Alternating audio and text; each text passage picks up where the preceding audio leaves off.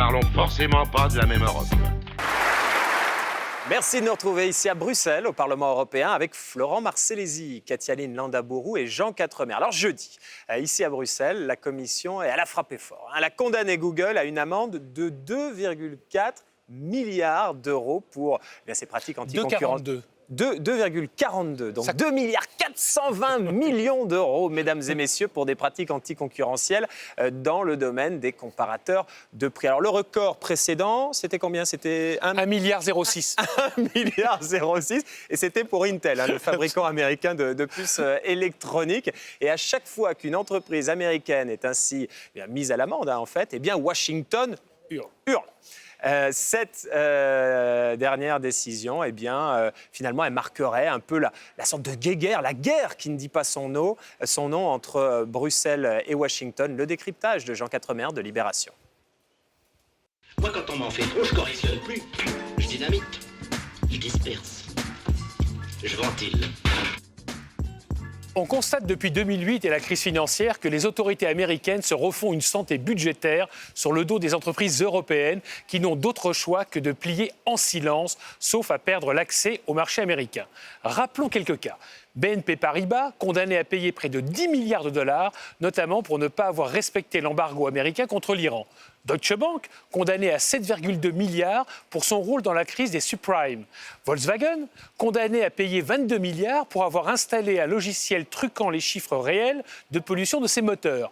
Alstom, 800 millions de dollars à payer pour des faits de corruption. Le montant de ces énormes pénalités a évidemment fait très mal aux entreprises visées, bien plus que l'amende pour abus de position dominante infligée à Google, qui ne représente en fait que 2% de son chiffre d'affaires annuel, une piqûre de moustique dans le flanc de l'éléphant numérique.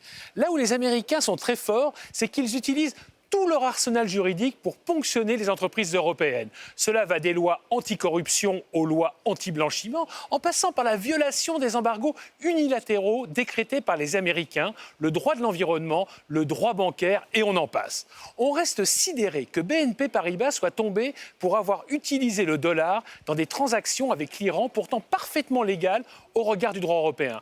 Ou encore qu'une société européenne tombe pour la corruption d'officiels non américains pour obtenir des contrats sur un sol non américain. Lorsqu'on regarde les entreprises condamnées, il y a certes une ou deux américaines, mais tout le reste est européen. Surtout, on ne trouve curieusement aucune entreprise chinoise.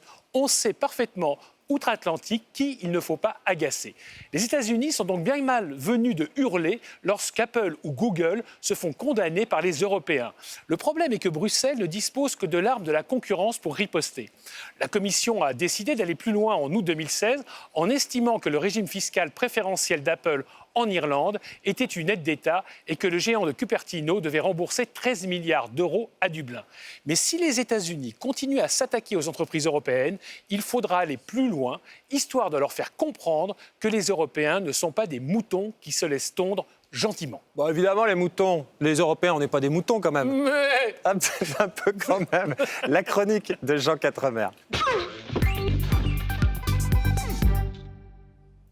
Bon, Florent Marcellesi, est-ce que, comme le sous-entend Jean, on est en pleine guerre économique avec les États-Unis ?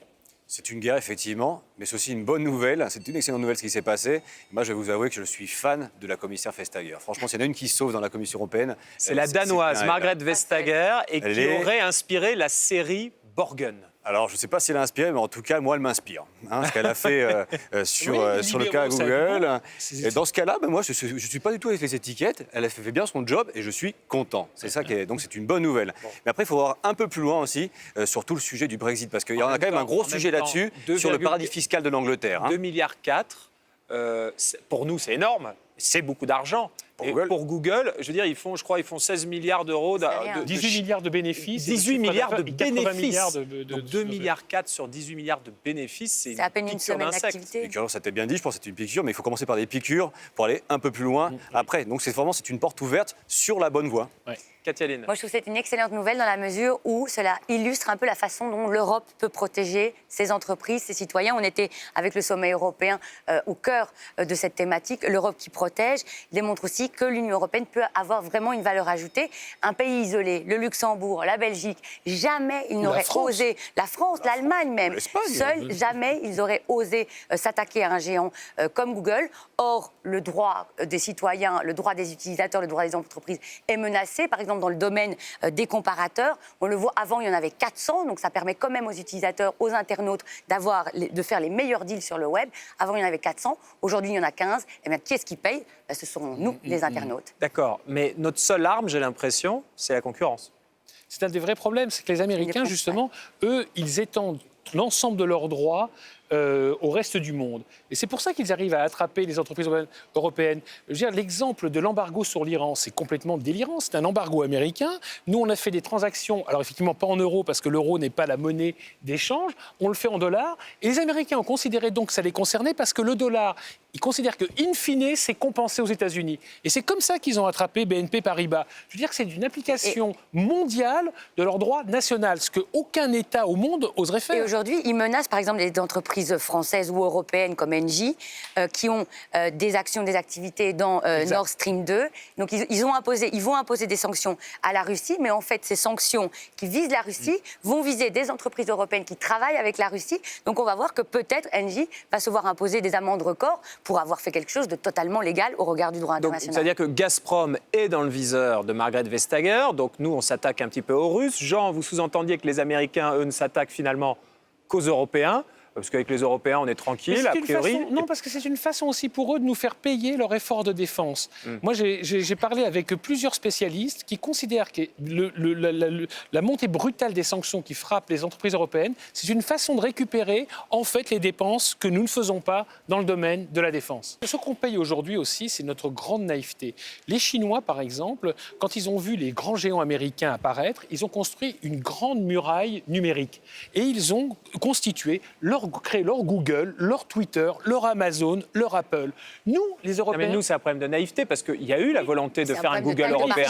C'est juste que on n'est pas capable de faire. Voilà, on n'est pas capable parce qu'on est encore une fois 28 pays, on n'est pas d'accord entre nous, et c'est vrai qu'on aurait dû interdire à un moment ou à un autre à ces géants de venir chez nous et de nous piller. Ils pillent tout. Je veux dire que Google, par exemple, pille la presse. Je veux dire, c'est scandaleux. Et d'ailleurs, on passe des accords avec Google, mais qui sont des accords léonins. Vous vous rendez compte qu'ils ont versé un fonds, une fois pour toutes, de 80 millions à la presse, et puis, pour solde de tout compte, ils peuvent piquer tous les papiers qu'ils veulent dans leur moteur de recherche. On est capable, c'est juste qu'on n'y croit pas. Donc il faut y croire et le faire. On a les outils, il suffit de les utiliser, exactement. Voilà, bon, très bien. Let's make Europe great again. Exactement. Merci Jean Quatremer, merci Florent Marcellesi, merci Katia-Lyne Landaburu. Cette émission touche à sa fin. Merci à Hugues Baudouin, Solène Dupont de l'Estrin, Fanchon Brumer et Alexandre Rougier qui l'ont préparé, ainsi qu'aux équipes du Parlement européen qui l'ont mise en image. Mais vu que c'est tout le temps la faute à l'Europe, rendez-vous la semaine prochaine. Nous ne parlons forcément pas de la même Europe.